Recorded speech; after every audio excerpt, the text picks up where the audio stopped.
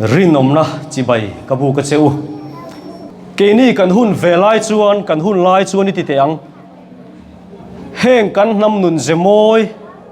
kan om dan tur Mizo om dan tur Mizo nun dan tur kan ti tur le kan ti lo tur te hi zirtir na kan dong thin ani vana kan nau te hian kan fa te hian kan tu te hian chu tiang chu an dong em le o ti hi ngai tua tham atling to ni chu wangin no pang te le thalai te po khan kan thri da poimo Mizo ni sia Mizo nun dan khoi chang local nge kan ni enge kan thon thu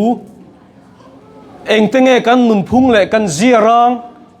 Mizo chuan enge ti thin ti te khelo kan ni chuan aza thlap le don ni chu tiang zong zong khe tur chuan kan nu le kan pa te kan pi le kan pu te po kan zo a tha ani a poimo ani nakina tu te na mo kan thien nam dang te na min zo huna YouTube le Google vela zong buaya a phili buai chiam lovin heta hian kan nu na hian kan thiat sa a kan von sa a kan kol thata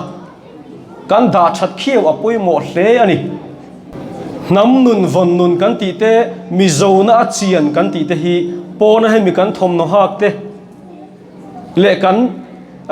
enge ni pona themi lo lang chuak thil sang sang hi ani lova chung rila chan in chan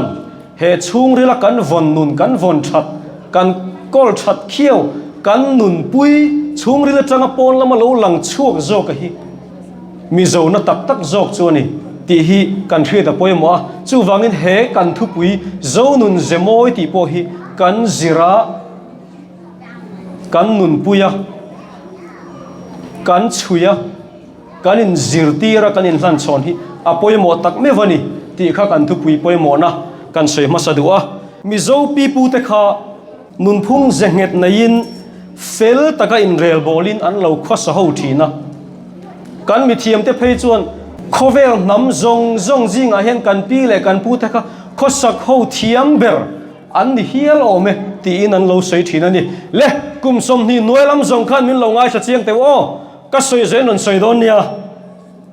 e za e ti ro le e za e so ya o za e za o za o chu chu ni pi pu te nun chu mo Mizo nun zemoi chu chu chu ni a om zia chu e kan ti le e ti tlangila o kan ti le o ti tlang dial ila dam le tlang khata thi le ruam khata an ti na ni eng teng e zo nun zemoi chu zang na he zonga zan kan soi seng don lo amaro chu a 10000 soi kan tum don ni that takin kan ngai thadon nia no pang lam thalai lam tlerol lam te po khan tlom ngai na hi kan mi thiam te nan soi thina nam dang chongin thumal pakhat lekin lelin the ni lo pu buanga te po khan thumal tam tak mangin an lo let linga an lo soi fi ani tlom ngai na chu chel tak le huai sen tak mi dang ta na mal som na ni tum fan na hi ani bero me Mizo khotlang ti nuam tu ber chu tlom ngai na ni a Mizo ni ti nuam tu ber po he tlom ngai na tho hi ni kan pi le kan pu te kha an dam chung zong khan mi dang te tan an changkai lawang ti hlau reng rengin anin sangmar at reng ani bera mi dang te tan nok sak ni an hlau ani mai lo mi dang te tan mal som na an ni lawang ti kha an hlau kum tluan ani bere chu tlom ngai na an ti chu ni mani he om poi solovin he om tir ru chung po in mi ta na nok sak lo ni po du tok mai lovin mi ta na mi changkai mi dang ta na mal som na ni kha an tum fan thi na ni chu Mizo nun zemoi tlom ngai na chu ni Mizo ethic Mizo nun zemoi zir chian mi kan mi thiam te chuanin hemi kan Bible mangai na kan ti po hi tlom ngai na tia da the hi thumal tam taka omani an ti ni achan chu Mizo hian trong kal phum kan na ya entir nan nupa in kara chon indu alonia nula le tlangwal te chu in ngai zong ani a thian dun an ni chuan in ngai na ani a nu le pa le fa te in kara chuan duat alo ni a chu tiang chuan chong kal phung thu mal thatak tak love ina a soi fiat thiam lo hi Mizo hian kan neia chung awang chuan he mangai na kan ti po hi tlom ngai na tia da thei tam tak omani ngai tu ma te u kan lali su Krista kan zui lali su nun kha tlom ngai na nun ani tlangwal tlom ngai lali su ani midang ta na nung tlangwal tlom ngai ani a mel man ne tu tlangwal huai sen tlom ngai ani a thamun pui tham tlangwal tlom ngai ani da midang te dom kang tu le chan chuak tu tlangwal tlom ngai ani chu chu zo nun zemoi Mizo luna bet tlat thin Mizo te na kan nun pui tu nun zemoi poi mo em ani adot le akan kalang rinom na man lai Mizo pi pu te nun Mizo nun zia chuan om ber chu a hlu ber kan ti thei hial ome rinom na le tlom ngai na hiani a tlom ngai na ti vul tu chu rinom na hiani pi pu te khan ser le sang an nga em a chung an ser le sang te chu thiang le thiang lo ngai lo ti in an lo da chu chu mi in an mu emo mu lo emo rinom takin an zui thin ani chu tiang nun dan tha an lo in kai hoi na te chu nu le pa te tan an rin oma thenom te tan an rin oma khotlang tan an rin oma lal le upa te tan an rin oma khuwa mi pui te tan an rin oma an nu pui pasal te laka an rin oma an ngai zong te laka pon rin oma ni an va chua donin an len chua donin in an chua san donin an om lo ti khian nan thing fak pakhat hi kong khara an tung mai ni ti chuan an om lo ti lan tir na ni a an ro lu bu le ba te thi le dar te an puan tha te an tangka te kha abo ngai lo reng ani thing fak pakhat manga kong khar kal thin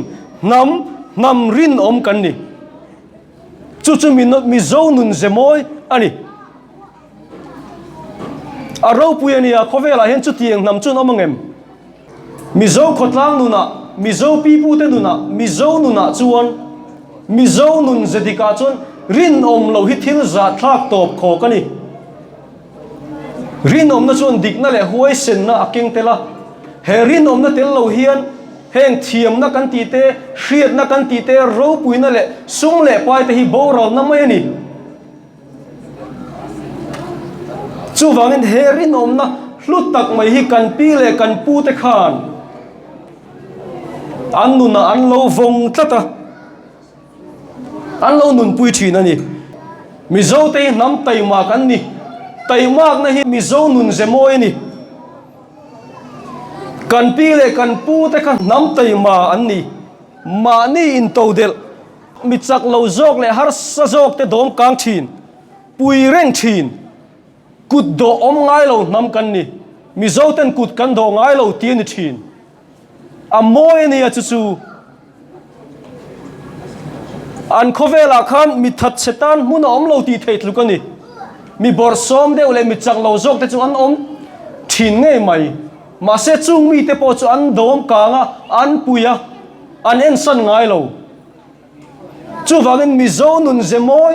poimo tak mai chu tai mak na hi ni adot le a chuan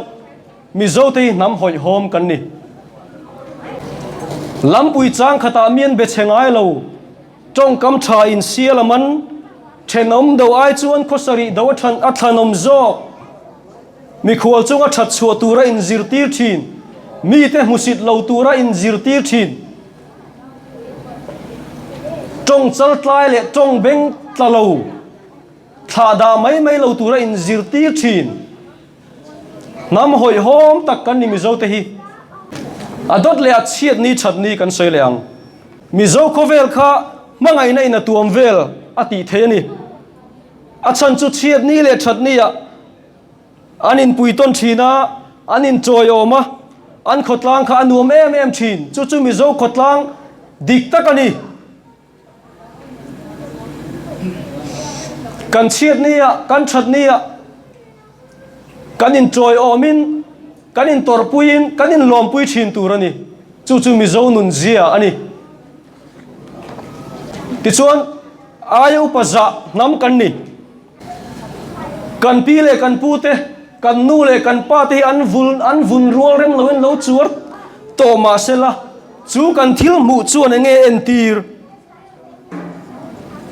hetiang vun chuar vun rual rem lo ni tur hian thil tam tak ton anga ya ton nem hle anga sin kan la ton ve lo thil sang sang an lo tong to a lungai lai om dan tur te lom lai om dan thlengin khovel hian lo zir tir to ani nang le kei chuan voin hi kan mu a voin a hian nun kan chena kan manga kan lim hle ani thei amaro chu kan nu le kan pa kan pi le kan pu te chuan mo voin siam tu nimin kha an mu pha a voin siam tu nimina khan thil tam tak an lo tongin an lo hria an lo zir chuak to ani chu wangin upa te hi za an phu ani chu mi zo pi pu te a o bi po la nei lo le kha koi khat po la chiar thiam lo khan an lo nun puya mole a moi sin ruai chena chahlui kil ho poin bar ma sa tu an ning ngam ngai lo wa upa berin a baran ngak thin Mizo chuan sakap thei kan chuang le amaro chu sakatu rem chang takalo om point no pangzo kan ni chuan mo upazok te ka ta dan khe khram thenia ayo pan za na kha van sang tak em a hluania nu le pa te mol biak te nu le pa te thu oi lo te hi an du reng lo Mizo nu na ni lo thiang lo wa kan ngai ni Mizo chuan chu Mizo nun ze poi mo tak hlut takani ti chuan Mizo te hi chapo lo thu nuai rol thin mi te ti nat hlau em thin nam kan ni pi pu te khan nun sang lo hle angin lang ma se a huwa ko sak thiam beran ni ome an khotlang nun chu mangai na in a phur khom ti in a soi theyang then om do a in ko sari do an thanga he hian in then om kho ven na hlut zia ati chiang le thian dunin thang an kam chuan an sa o anin sema pasal tha in sa aka in achan turin mi an soma mei thai le pachhia te an le boka an thailo le thlai thar te chenin ma ni in an pumbil ngai lo sem dam abil thi an ti thin an ko sak ho na khan minun rong le chong chal tlai takte an ngai thailowa chong kam chenin an du tuya thu an khu em thin ming ko thlengin aya u zok ten ni chuan kanu ka pa ka pi ka pu ka ni an ti a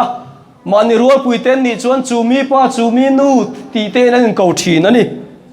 tin ral an that thin ti po kan thria ral chu tha ngai ni anin do miao chuan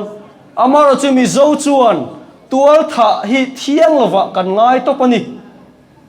ran nung cha te ti du da te hi thiang lova kan ngai ni Mizo pi pu te nunga chuan chu nun zemoi tak chu voina po hian thang thar te hian kan hriat renga poimo hle ani ole atlang kan kom do nanga nichina kan soi zong tlom ngai na kan ti te rinom na kan ti te dik na huai sen na ayo paza na le nun dan tha le nun dan moi Mizo nun zemoi rang kha chang thar tam tak te ngaya chuan thil mol thak le a thak nia ngai thei tam tak om thei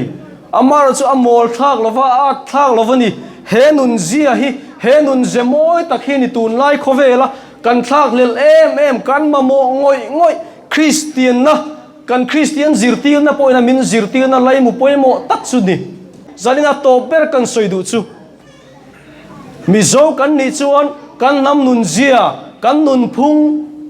kan zia rang te hi kan hreturani kan thon thu te po tu te na min zo chuan kan soingal par thei turani kan fa te po kan hil thei turani kan thla lo kal zel te ne na kan hlan chong thei turani Mizo ni mai hi tok lo kan nuna zo nun moi apar chu atulani pathianin Mizo nam mal som zel ro se kalome